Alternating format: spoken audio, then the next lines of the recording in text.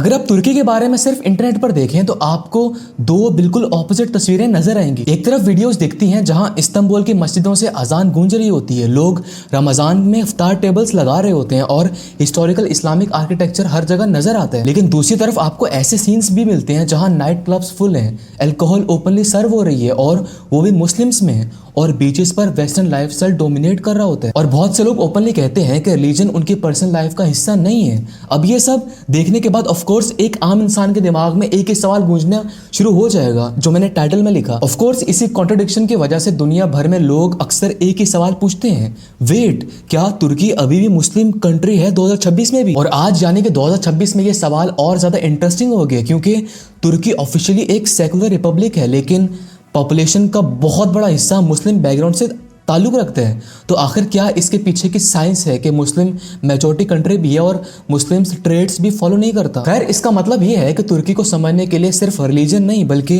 History, politics, society और culture सबको साथ देखना पड़ता है। और जब आप थोड़ा रिसर्च करते हैं तो पता चलता है कि तुर्की का जो रिलीजियस लैंडस्केप है वो बहुत ज़्यादा कॉम्प्लेक्स है। सिंपल यस या नो से जो मैंने टाइटल में सवाल लिखा उसका जवाब देना मुश्किल है। तो चलो, मैंने क्योंकि बहुत रिसर्च की है इस वीडियो पर, तो let's dive into it and बहुत कुछ है मुझे आपको बताने को। सबसे पहले बेसिक डेटा को समझना बहुत ज़रूरी है। देखो, तुर्की की पॉपुलेशन 2026 के आसपास रफली 85 मिलियन के करीब एस्टिमेट की जाती है। डेमोग्राफिक स्टडीज़ और सर्वेस के मुताबिक उनमें से 95% से ज़्यादा लोग अपने आप को मुस्लिम आइडेंटिटी डिक्लेयर करते हैं। यानी नंबर्स के हिसाब से देखा जाए तो तुर्की क्लियरली एक मुस्लिम मेजॉरिटी सोसाइटी है। लेकिन जब रिसर्चर्स ग्राउंड रियलिटी को डिटेल में स्टडी करते हैं तो पता चलता है कि सिर्फ आइडेंटिटी का लेबल पूरी पिक्चर एक्सप्लेन नहीं करता। यहाँ एक इंपॉर्टेंट न्यूआंस समझना बहुत ज़्यादा ज़रूरी है। मुस्लिम आइडेंटिटी तुर्की में हर इंसान के लिए एक जैसे मीनिंग नहीं रखती। रिसर्च ऑर्गेनाइजेशन जैसे प्यू रिसर्च सेंटर या दूसरी कॉन्डा सर्वेज और तुर्किश यूनिवर्सिटीज़ की एकेडमिक स्टडीज़ रिपीटेडली ये शो करती हैं कि रिलीजियस प्रैक्टिस का लेवल जो है वो सोसाइटी में काफ़ी वेरी करते हैं वहाँ पर। अब कुछ लोग रिलीजन को अपनी डेली लाइफ का सेंट्रल पार्ट समझते हैं, जबकि कुछ लोगों के लिए ये ज़्यादातर कल्चरल आइडेंटिटी होती है। एग्जाम्पल के तौर पर तुर्किश सोसाइटी में ब्रॉडली 3 टाइप्स के पैटर्न्स ऑब्जर्व किए जाते हैं। पहला ग्रुप उन लोगों का है जो रिलीजन को एक्टिवली प्रैक्टिस करते हैं, यानी रेगुलर नमाज, रमदान में रोजे रखते हैं और रिलीजियस गैदरिंग्स उनकी लाइफस्टाइल का नॉर्मल हिस्सा होती है। दूसरा ग्रुप उन लोगों का है जो अक्सर कल्चरल मुस्लिम्स के तौर पर डिस्क्राइब किए जाते हैं। इनकी फैमिली बैकग्राउंड मुस्लिम होती है और रिलीजियस हॉलीडे सेलिब्रेट करते हैं लोग, लेकिन डेली रिलीजियस प्रैक्टिस लिमिटेड या ओकेजनल होती है। तीसरा ग्रुप ऐसा भी है जो ओपनली कहता है कि वो पर्सनली रिलीजियस नहीं है, लेकिन जब आइडेंटिटी का सवाल आता है तो वो फिर भी अपने आप को मुस्लिम ही डिक्लेयर करते हैं क्योंकि ये उनकी सोशल या कल्चरल बिलोंगिंग का पार्ट होता है। ऐसा आपने बहुत से एक्ट्रेसेस देखी होंगी जो दिखते तो नहीं है मुस्लिम्स बट एक्चुअल मुस्लिम्स होते हैं। अर्तुगरुल में काफ़ी ऐसे हैं। तो खैर, इसका मतलब ये हुआ कि स्टैटिस्टिक्स टेक्निकली तुर्की को एक मुस्लिम मेजॉरिटी कंट्री दिखाते हैं, लेकिन ग्राउंड पर रिलीजियस लाइफस्टाइल यूनिफॉर्म नहीं है। एक ही सोसाइटी में डीपली प्रैक्टिसिंग फैमिलीज भी मिलती हैं और बिल्कुल सेकुलर लाइफस्टाइल्स भी। इसी डाइवर्सिटी की वजह से तुर्की का जो रिलीजियस लैंडस्केप है वो काफ़ी ज़्यादा कॉम्प्लेक्स और लेयर्ड नजर आता है, और ऊपर से जियोग्राफी भी इस डिफरेंस को और ज़्यादा क्लियर कर देती है।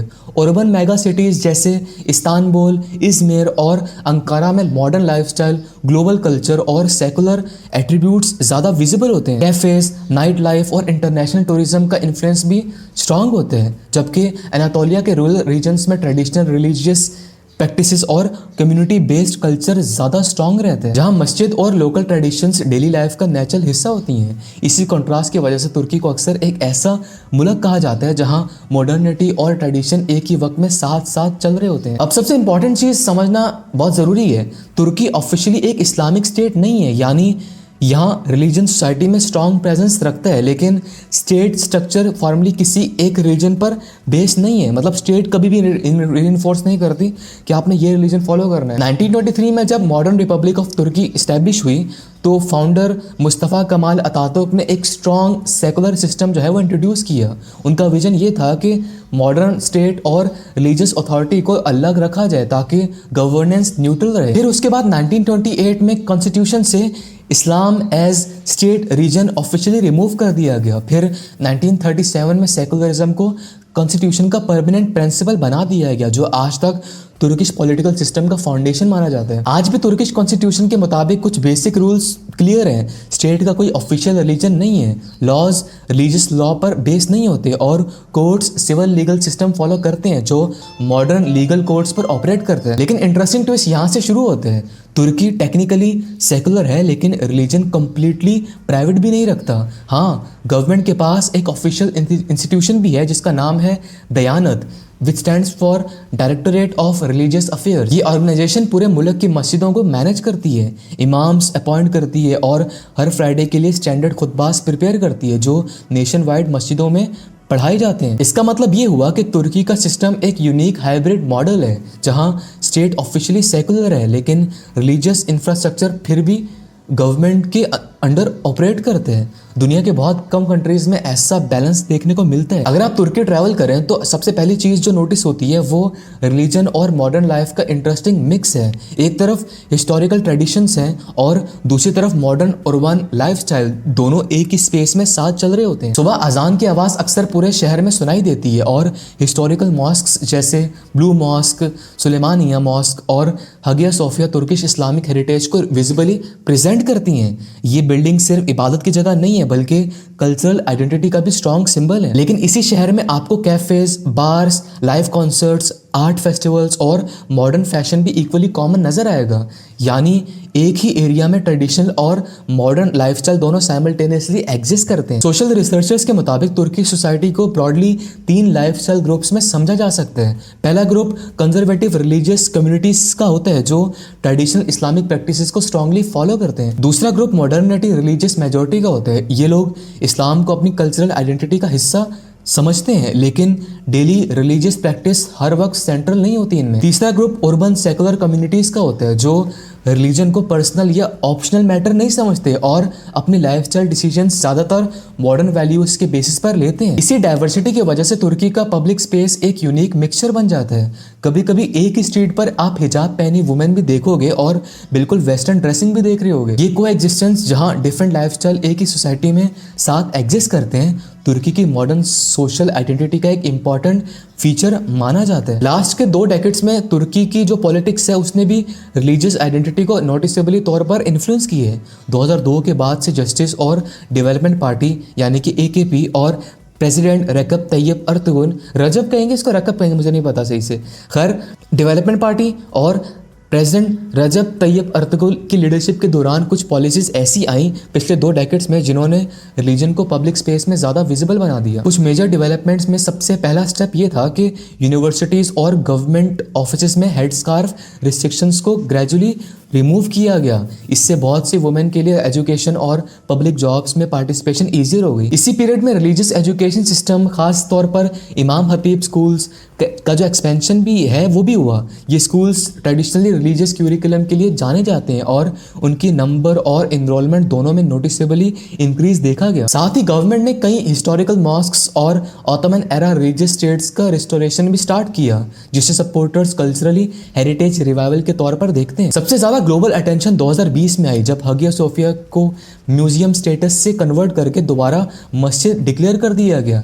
ये डिसीजन इंटरनेशनल मीडिया में काफी ज्यादा डिस्कस हुआ। सपोर्टर्स कहते हैं कि ये स्टेप जो है वो रिलीजियस फ्रीडम और हिस्टोरिकल कंटिन्यूटी का सिंबल था, जबकि क्रिटिक्स का कहना है कि ये एक पॉलिटिकल सिग्नल भी था जो डोमेस्टिक और इंटरनेशनल ऑडियंसेस दोनों को एड्रेस करता था। लेकिन एक चीज काफी क्लियर है, मॉडर्न तुर्की में रिलीजन और पॉलिटिक्स कंप्लीटली सेपरेट टॉपिक्स नहीं रहे। दोनों का इंटरेक्शन अब रेगुलर पब्लिक डिबेट्स, इलेक्शंस और सोशल डिस्कशंस का हिस्सा बन चुका है। खैर वीडियो को खत्म करते हैं, बहुत बोल लिया मैंने। आखिरी इंपॉर्टेंट फैक्टर जनरेशन गैप का है। रिसेंट सर्वेज और सोशल स्टडीज ये शो करती हैं कि यंग तुर्की जनरेशन का रिलीजन के साथ रिलेशनशिप जो है वो आहिस्ता आहिस्ता चेंज होता जा रहा है। कुछ रिसर्च ये इंडिकेट करती है कि अर्बन यूथ में ट्रेडिशनल रिलीजियसिटी थोड़ी डिक्रीज हो रही है, जबकि कुछ यूथ सर्कल्स में स्पिरिचुअलिटी और पर्सनल फेथ में दोबारा इंटरेस्ट भी देखने को मिल रहा है। इसका मतलब ये बिल्कुल नहीं है कि तुर्की सडनली नॉन रिलीजियस होता जा रहा है। ज़्यादा एक्यूरेट बात यह है कि रिलीजन का जो एक्सप्रेशन है वो वहाँ पर चेंज होता जा रहा है। नई जनरेशन अपने बिलीफ को कभी ट्रेडिशनल तरीके से फॉलो करती है और कभी उसे पर्सनल और प्राइवेट आइडेंटिटी के तौर पर ट्रीट करती है। Digital media, global culture, education exposure और इकोनॉमिक चेंजेस सब मिलकर यूथ के पर्सपेक्टिव्स को शेप कर रहे हैं। इसी वजह से रिलीजन का रोल हर जनरेशन में थोड़ा डिफरेंट नजर आता है। इसीलिए जब 2026 में कोई सिंपल सा सवाल पूछता है क्या तुर्की अभी भी मुस्लिम कंट्री है, तो रिसर्च का जवाब यूजुअली इतना सिंपल नहीं होता। पॉपुलेशन मेजोरिटी मुस्लिम है, स्टेट ऑफिशियली सेकुलर है, सोसाइटी लाइफस्टाइल के हिसाब से काफ़ी डाइवर्स है, और सबसे इंपॉर्टेंट बात, तुर्किश आइडेंटिटी और रिलीजियस एक्सप्रेशन दोनों टाइम के साथ साथ इवॉल्व होते जा रहे हैं। शायद इसी कॉम्प्लेक्सिटी की वजह से तुर्की को अक्सर दुनिया की सबसे यूनिक और लेयर्ड सोसाइटीज़ में से एक कहा जाता है। मैंने बहुत गैप कर लिया भाई।